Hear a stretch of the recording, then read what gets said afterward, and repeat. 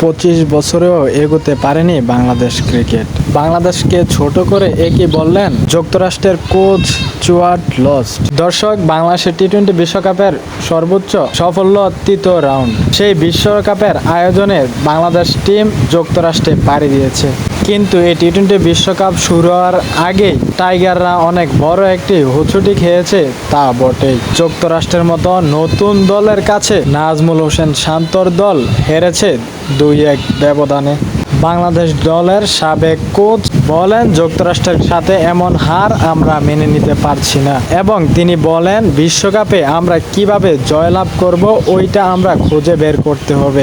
তো দর্শক, বাংলাদেশ কোচের এমন মন্তব্য আপনারা কেমন করে দেখছেন তা অবশ্যই আপনারা আমাদের এই ভিডিওর কমেন্ট বক্সে কমেন্ট করে জানিয়ে দিবেন। আর সবার আগে আপডেট নিউজ পাওয়ার জন্য আপনারা আমাদের চ্যানেলটিকে সাবস্ক্রাইব করে পাশেই থাকবেন।